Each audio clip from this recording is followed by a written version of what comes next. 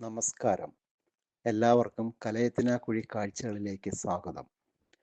ഇന്ന് ഞാൻ പങ്കുവയ്ക്കുന്ന സന്ദേശം മുതിർന്നവർക്ക് വേണ്ടിയാണ്.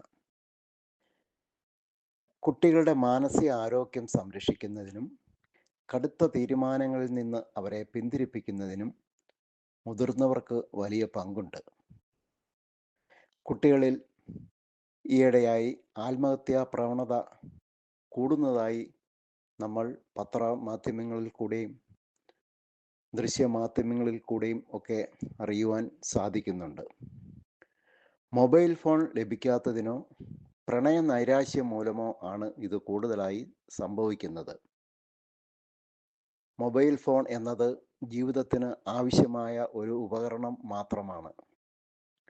അത് ജീവിതത്തേക്കാൾ വലുതല്ല എന്നുള്ള കാര്യം നമ്മൾ മക്കളെ ബോധ്യപ്പെടുത്തണം. കൗമാരപ്രായത്തിലെ വികാരങ്ങൾ സ്വാഭാവികമാണെന്നും പ്രണയനൈരാശ്യം ജീവിതത്തിൻ്റെ അവസാനമല്ലെന്നും അതിനപ്പുറം വലിയൊരു ലോകമുണ്ടെന്നും നമ്മുടെ കുട്ടികളെ നമ്മൾ ചേർത്ത് പിടിച്ച് പറഞ്ഞു കൊടുക്കണം. മുതിർന്നവർ, അതായത് മാതാപിതാക്കളും അധ്യാപകരും കുട്ടികളുമായി ഒരു സൗഹൃദ അന്തരീക്ഷം സൃഷ്ടിക്കണം. എന്ത് പ്രശ്നമുണ്ടായാലും അത് നമ്മളുമായിട്ട് പങ്കിടാൻ, അത് വീട്ടിൽ പറയാൻ, അല്ലെ സ്കൂളിൽ അധ്യാപകരോട് പറയാം എന്ന ഉറപ്പ് അവർക്ക് നൽകണം. അവരുടെ ചെറിയ വിഷമങ്ങളെ പോലും പരിഹസിക്കാതെ ഗൗരവത്തോടെ മാതാപിതാക്കളും അധ്യാപകരും കേൾക്കുക. നമ്മൾ കുട്ടികളെ നോ എന്ന് കേൾക്കാൻ പഠിപ്പിക്കുക.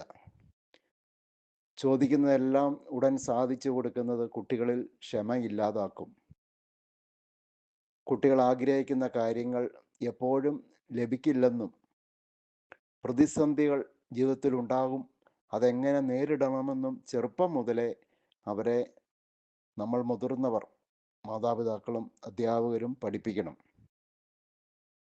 മൊബൈൽ ഫോൺ പോലെയുള്ള കാര്യങ്ങളിൽ നിയന്ത്രണം ഏർപ്പെടുത്തുമ്പോൾ അതിൻ്റെ കാരണങ്ങൾ കുട്ടികളെ സ്നേഹത്തോടെ ബോധ്യപ്പെടുത്തുക, അല്ലാതെ അവരെ വഴക്കിടുകയോ ശകാരിക്കുകയോ അല്ല ചെയ്യേണ്ടത്. പരാജയങ്ങളെ അംഗീകരിക്കാൻ കുട്ടികളെ പഠിപ്പിക്കണം. കുട്ടികൾക്ക് ചിലപ്പോൾ പരീക്ഷയിൽ മാർക്ക് കുറഞ്ഞു പോയേക്കാം, അല്ലെങ്കിൽ പ്രണയം എന്നുള്ള പ്രശ്നം ഉണ്ടായേക്കാം. എന്തുമാകട്ടെ, ജീവിതത്തിൽ പരാജയങ്ങൾ സ്വാഭാവികമാണെന്നും നമ്മൾ അവരെ ബോധ്യപ്പെടുത്തണം.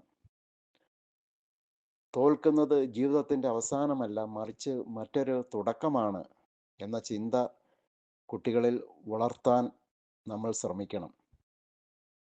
മാതാപിതാക്കളും അധ്യാപകരും കുട്ടികളിൽ ഉണ്ടാകുന്ന പെട്ടെന്നുള്ള മാറ്റങ്ങൾ ശ്രദ്ധിക്കണം. അതായത് അമിതമായ മൗനം. ചില കുട്ടികൾ ഭക്ഷണത്തോടും ഉറക്കത്തോടും താല്പര്യക്കുറവ് കാണിക്കും. ചില കുട്ടികൾ ഒറ്റയ്ക്കിരിക്കാനുള്ള പ്രവണത കാണിക്കും. ഇത്തരം ലക്ഷണങ്ങൾ കണ്ടാൽ മാതാപിതാക്കളും അധ്യാപകരും അവരോട് സംസാരിക്കുകയോ ആവശ്യമെങ്കിൽ ഒരു കൗൺസിലറുടെ സഹായം തേടുകയോ ചെയ്യുക. മക്കളെ ശാസിക്കുന്നതിനേക്കാൾ കൂടുതൽ അവരെ മനസ്സിലാക്കാൻ ശ്രമിക്കുക.